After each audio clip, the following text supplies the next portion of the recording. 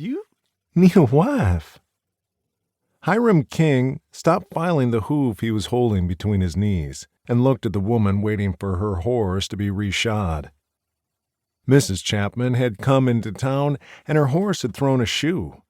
Instead of limping her mare back to her ranch, she came to the livery in town and asked him to fix it. Hiram owned the livery, which was also the changing station for the overland stage. He cared for a team of 8 horses that were changed out weekly when the stage rolled through town. He also cared for horses that belonged to the townsfolk who needed a place to board their horses, as well as for visitors that were just passing through. There weren't many of the latter. "Excuse me?" Hiram heard exactly what Mrs. Chapman had said. He just needed to hear her repeat it. "I said you need a wife." She looked around the livery. "You can't raise children in a barn, Mr. King." Hiram snorted. "Doesn't your husband own a ranch?" Weston Chapman owned one of the largest ranches in the state, and he was one of the most respected ranchers. Everyone in town knew his wife, and that when Mrs. Chapman got an idea into her head, you best not disagree. The Chapmans had 8 children, and Hiram knew they were raised around cattle. That included them being in a barn.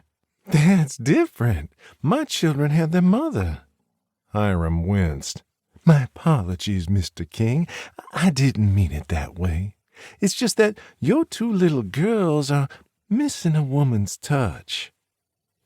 It was true. Since his beloved Anna had died, he did his best to keep up with what the girls needed, but his best wasn't good enough.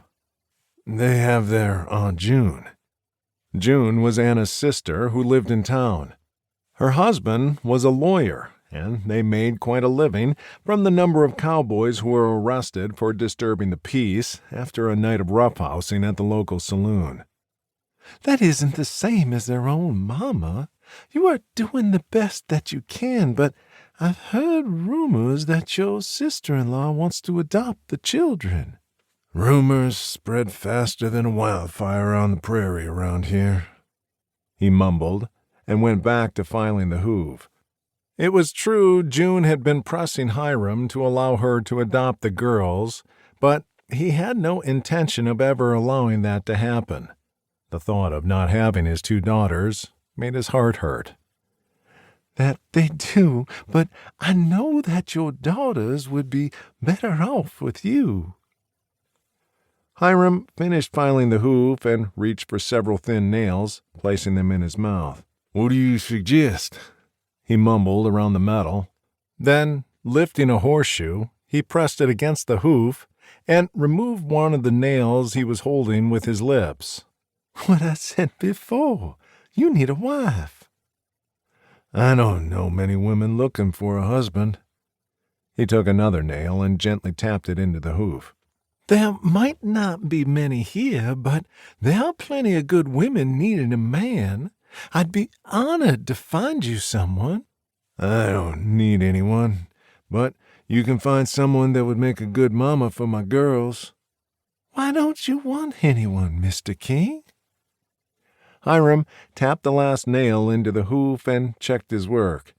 "I've been married, Mrs. Chapman. I have no intention of falling in love again. Make that clear to whoever you find."